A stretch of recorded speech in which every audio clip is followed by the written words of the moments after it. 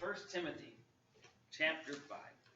This is a section on widows in the church. Now, we might think that this would be a small subject, but it's not. It's actually a big subject. In 1 Timothy chapter 5, it goes from verse number 3 all the way down to verse number 16. So while many times widows might be overlooked in the church or might be overlooked at different places, it's an important subject, and we can conclude that in the church there in Ephesus, that Timothy was struggling with this, that they weren't caring for the widows correctly. We also recognize that there was some other issues, because we're going to go through here, and some of the widows were taking on some positions and doing some things that weren't what God has laid out for them either. So there's some issues going on here, and we need to deal with it in Timothy's day, and we need to deal with it today too. And so we're going to go through these verses and tell it like it is. Women are to be the object of provision, preservation, and protection. God has placed that upon women for men to do that. The Bible calls them the weaker vessel. Male is the stronger. So they are to be the protector. The other group, by the way, that gets this special care in the Bible is orphans. In the Old Testament, in Deuteronomy chapter 27 and verse number 19, there's a curse from God on those who abuse widows. In Isaiah chapter 1, verses 17 and 18, and Jeremiah chapter 22, verses 3 and 4, there's a blessing on those who bless widows or care for them. The ideal future, as the Bible has laid out, and as even in today's standards, is remarriage when that's possible. In the Old Testament, when there was no remarriage or there was a delay, there was laid out for them a place for them to stay, which would be a father's house. That's Genesis 38. Or could stay underneath the protection of a mother-in-law, a father-in-law. That was Ruth. There was also a remarriage built right into their customs and right into the Old Testament. Ruth was part of that, right? A brother should remarry if he's not already married. Or the next of kin would remarry. Ruth had Boaz. That was the next of kin. Actually, there was someone in between them, right? And they went and exchanged shoes over her. That sounds funny, but that was just a way of making a binding contract, if you will, saying, yep, it's okay, you can go ahead and marry her. In the New Testament, we find Jesus demonstrating to us the heart of God towards widows. Jesus had a heart for them. In Mark chapter 12, verse 41, you would find out that Jesus is sitting there, and he's sitting opposite the treasury. And what that is, that's a place where people would come by in the temple, and they would place offerings or tithes, if you will, into a receptacle. They were attached to the wall. The rich, of course, they can come in and give a lot, can't they? If you have a lot of money, you can give a lot. If you're Elon Musk and you were a believer, you could give $100,000 and that would be nothing, literally. That guy lost $160 billion over this last year, and he finally became the second richest man in the world after losing $160 billion. And I did the math. If you made $1 million a day, it would take you 300 years to make $260 billion, which is what he has. It's more money than you can even fathom. I think that's what I came up with. It's amazing. You can't even do it by making $1 million a day. Crazy. Crazy amount of money. Now I can see people's heads doing this. Really? Do the math. I might have said it wrong, but I think that's what I came up with. Rich people, they can give. Doesn't even hurt. Doesn't even bother. But a widow at that location came up, and what did she give? Right? 2 mites. 1 penny, basically, right? 1 penny to us today. What's a penny? If you see a penny on the ground, you bend over and pick it up. Penny saved is a penny earned, right?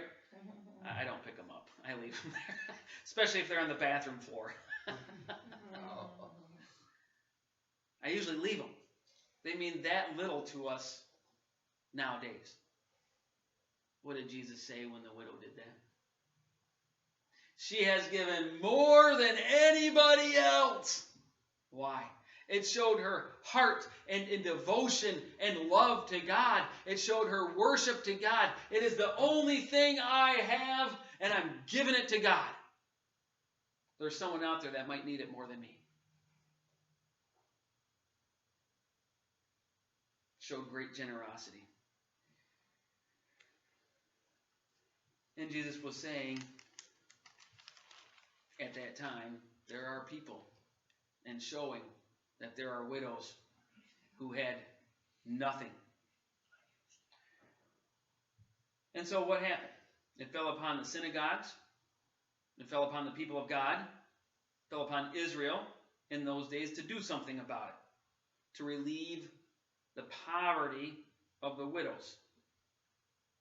Part of the reason why the widows in that day were destitute, because you'll see that it says in verse number 3, 1 Timothy 5, honor widows that are widows indeed. And then it talks about, as you go through there in verse number 5, it says, now she that is a widow indeed and desolate, they had very little, nothing. Part of the reason is, with the customs and the traditions of the time, the government didn't help. The government didn't give. There was no such thing as Social Security. And on top of it, if you were a single lady, widowed, for whatever reason, you were unemployable. You could not go get a job. No one would hire you. It was against everything they believed in their traditions and customs. So the widows would be desolate, dependent upon everybody else. So what would happen is that the synagogue would have a collection group of men that would go out on Fridays, and they would go from place to place and collect money, and they would collect food and anything else they could have, and they distributed it to the widows before Friday night sundown, which of course began the Sabbath. That was God's compassion on them. That was the church's compassion on them. So the early church cared. Christ cared. And Paul writes Timothy, and it's a lengthy section, and he talks about the issue that the church has and the church's responsibility to widows. So the first principle, and we're going to go on for a couple of weeks, you can tell, right? First principle, in verse number 3, is to honor widows who are widows indeed. Real widows. Well, the church had some problems, and we've gone through those, right? Many of them so far. There was ungodliness. There was false doctrine. There was mishandling of the issue of widows. We can also conclude that they were not being honored properly. We can also conclude that families then weren't supporting their widows the way that they should. And then we can also conclude that this church was not doing that. So the word widows, Honor widows that are widows indeed. What is a widow? And what does this word mean? Now, obviously, our mind just naturally goes to someone whose husband dies. That's a widow. Absolutely is. Would never argue that, right? But the word for widows here goes even deeper than that. It can mean a lady who is single, because the word carries the idea of just being alone. So it can be a lady that never married. That can be a widow in the church. It can be a lady who's been abandoned. Husband that's gone off with someone else. Left her for whatever reason. Complete abandonment. It can be a lady that's been divorced. It carries the idea that she is alone, robbed, or suffering loss. That's the idea that it carries. The word does not speak to how a woman got into her position. It just simply describes it. So a widow is a widow no matter how she got there. And the church needs to love and care for them, regardless of what happened. Now remember, we pulled out that word desolate in verse number 5. So when we say widow here, or when the word widow is used here, and we need to help or we need to honor them, it's speaking in reference to desolate. It's a passive participle. It means having been left alone for whatever reason, and it means having nothing. Desolate. Everything is gone. We are to honor them. Now, I want you to know that if a widow is not desolate, it doesn't mean that we don't honor them. It just takes on a different way. We have to honor them differently. There's different ways of doing it. If they're not desolate financially, it doesn't mean we just abandon them either. We still honor them. What is the word honor here? Honor widows. The word honor there means to show respect, care, support, or to treat graciously. I will tell you that honor implies financial support. Matthew chapter 15. I want you to see this. Go to Matthew chapter 15. Because you would say, well, Pastor, man, that's nice that you would just say that it means financial support. Prove it to me.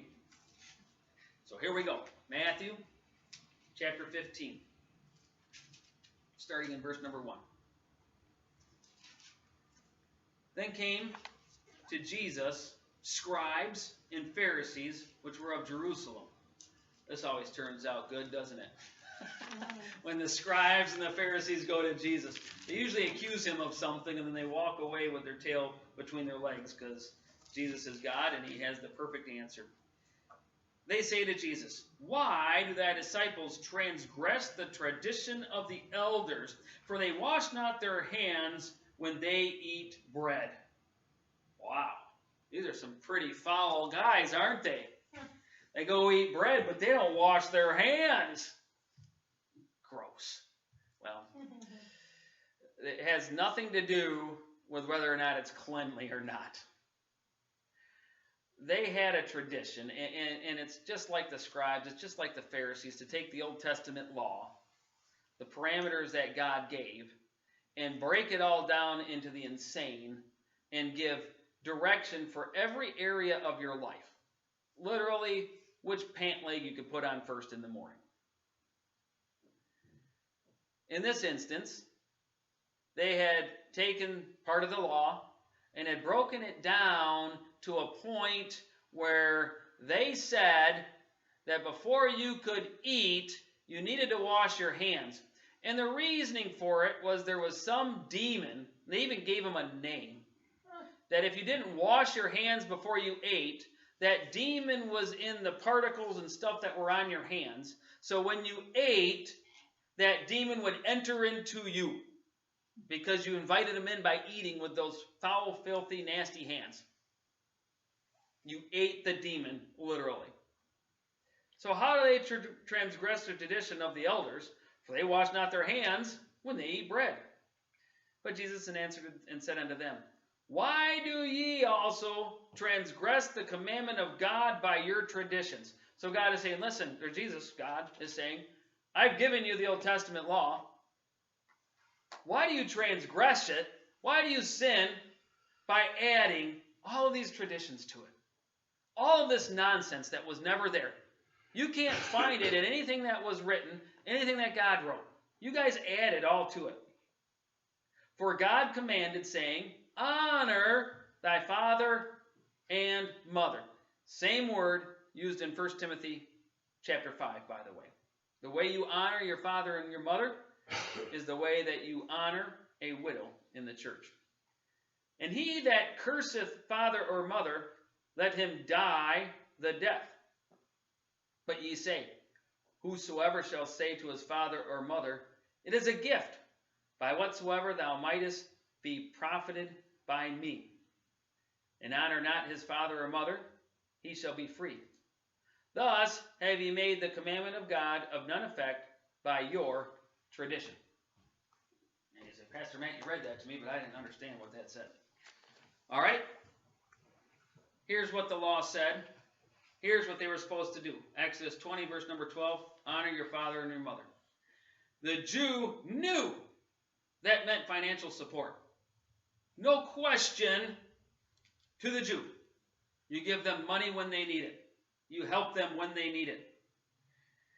In Mark chapter 7 and verse number 11, you'd see basically the same thing, but you'd see a word added in there.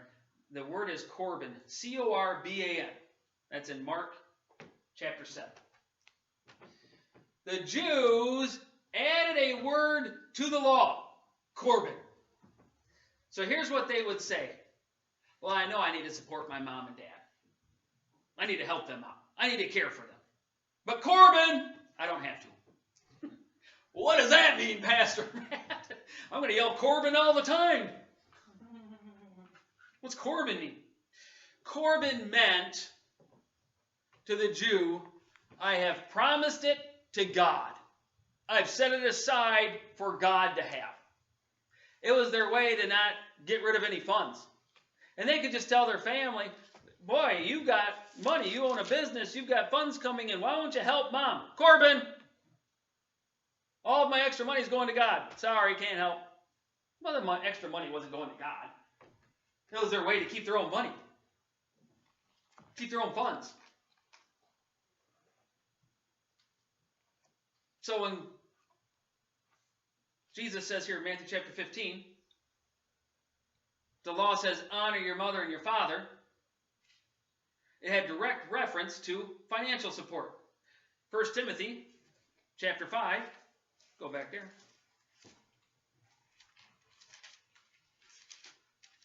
1 Timothy chapter 5, honor widows, same word.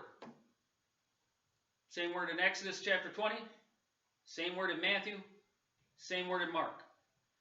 Honor widows that are widows indeed. It carries the idea of financial support. And by the way, if you keep reading there in Matthew chapter 15, if you go down, if you get all the way to verse number 7, it calls them hypocrites because they want to keep their financial support from their parents by yelling Corban. So honor widows, same as honor father and mother.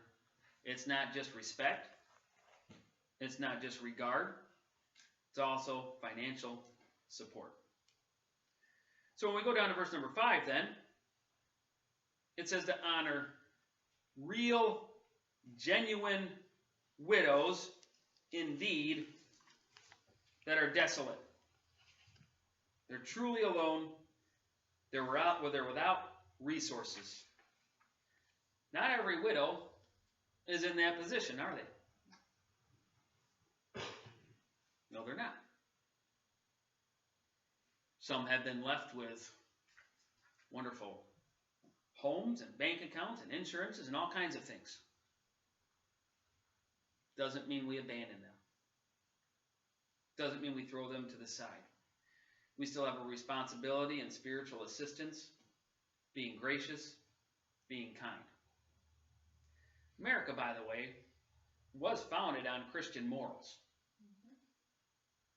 And because of that, there is a welfare system that does help with some of that. It comes from a Christian standpoint. It comes from a Christian thought, if you will. Not that America is Christian, but at least at one point in time, they were a lot more Christian than we are today. I can tell you,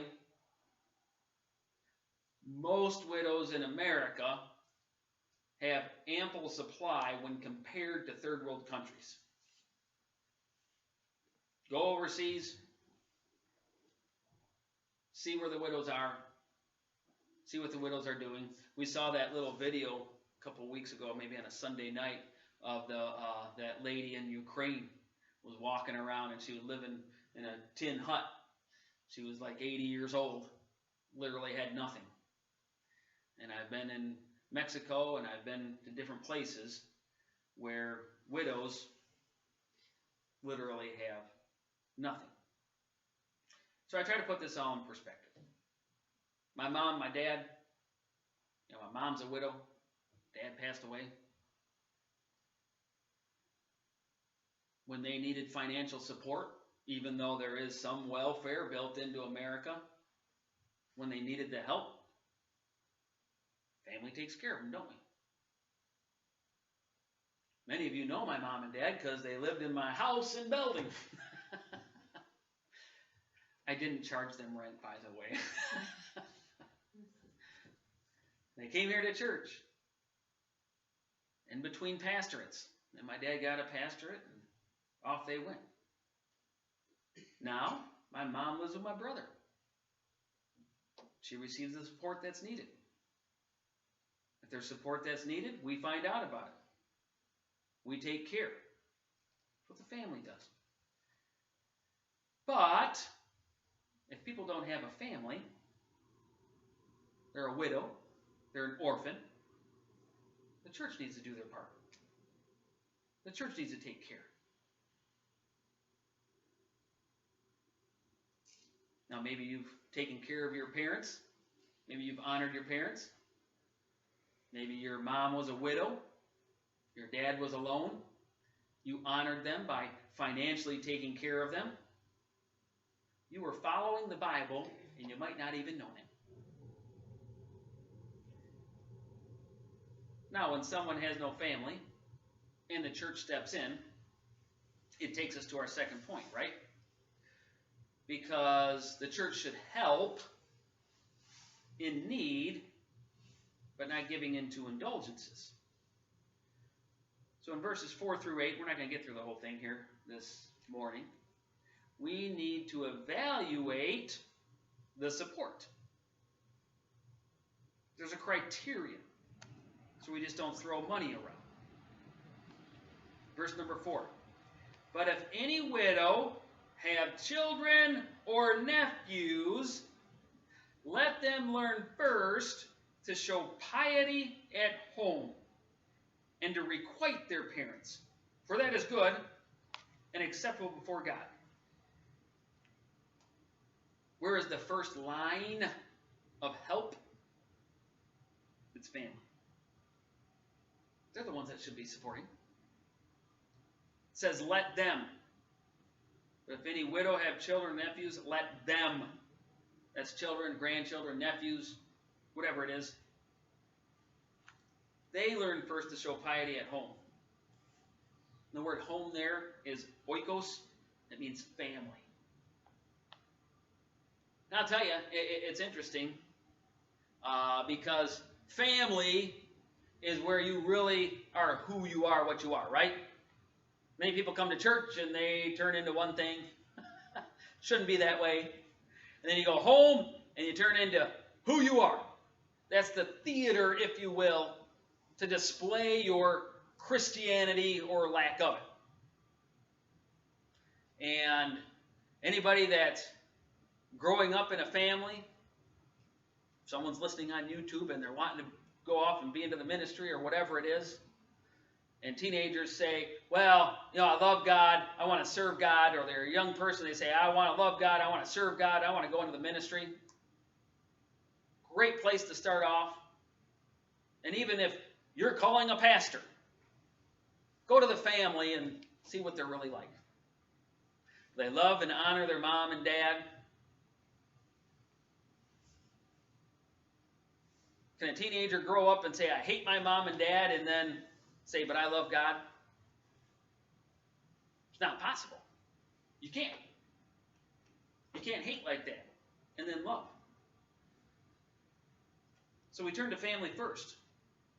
And if we go to verse number 8, look at what it says. But if any provide not for his own, and specifically for those of his own house, he hath denied the faith and is worse than an infidel.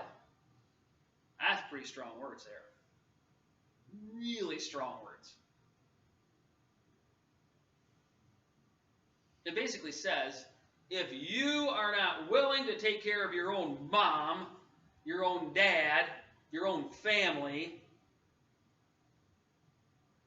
and in particular they're talking about children and grandchildren up, right? Not from someone up at top down. The world does that.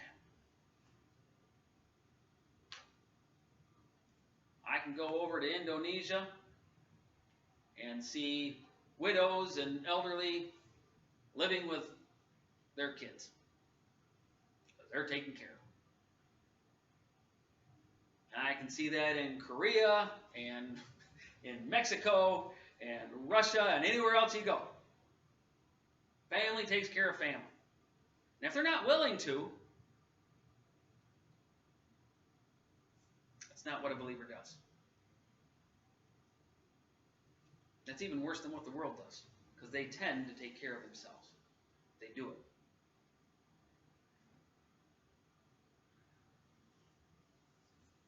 So don't claim to love God and then not take care of your family. So what are we to do? And next week we'll dive into it even further. See what the rest of these verses show. See what the rest of these verses say. We need to take care of our widows. We should. If they need financial support, church needs to be there for them. If they need any kind of other support, we'll get into that. Church needs to be there for them. And by the way, I have witnessed firsthand. Now, I'm not talking about me helping out my parents, okay? But others. I've seen people who are taking care of their parents, a widow, and their parent is the meanest, angriest person you have ever met in your life. And the whole time they're taking care of their parent, helping them financially, helping them physically, all of those things, taking care of them, all they get is emotional and in some cases physical abuse. How is God going to bless that person? In an amazing way, aren't they? Because many times when you're helping out your parent that's in that condition, it's not who they really were, right? They're starting to lose memory. Anger takes over. I've seen my grandma, who was the nicest, kindest lady you would ever meet in your whole life, get Alzheimer's and hit my grandpa with the phone. I didn't see it happen, but I saw his bruised eye from it. She would have never done that in her whole lifetime. We don't abandon them when they're in that position, do we? We care for them. Families should be doing that. God will bless in a tremendous, amazing way when that happens. Take care of your family. And then next, church needs to step in. And we'll talk about that further next week. Let's have a word of prayer. Our gracious Heavenly Father, we do just thank you for this lesson that you gave to us. Not an easy subject to talk about or preach about, and it would be real easy to want to just gloss over it real quick and move on to something else. But Father, I pray that as we go through this section, we see the struggles that Timothy was having with their church. We see the struggles that was happening there. I pray, Lord, that you will help us to digest, understand your words that are here, that we can accurately divide your words of truth. And Father, when it's called upon us to reach out and help, I pray, Lord, that you would give us the right ways to do it and give us the right encouragement and strength during those times. Father, now we just ask your blessings as we go out into our world. Just help us to love, and to love everyone around us as we do that. We ask these things in your name. Amen. All right, we do have a closing song. I think it's number 572. My eyes are getting so bad. Sorry. Yes, that is correct. Number 572. I also have it here. I could have just looked there. It would have made it a lot easier. He keeps me singing. First and last stanza. There's within my heart a melody. Jesus whispers sweet and low. Fear not, I am with thee. Peace be still. In all of life's ebb and flow. Jesus, Jesus, Jesus, sweetest name I know. Fills my every longing, keeps me singing as I go. And on the last. Soon he's coming back to welcome me, far beyond the starry sky. I shall wait my flight to worlds unknown. I shall reign with him on high. Jesus, Jesus, Jesus, sweetest name I know. Fills my every longing, keeps me singing as I go. You're dismissed. Oh, I forgot to turn this off.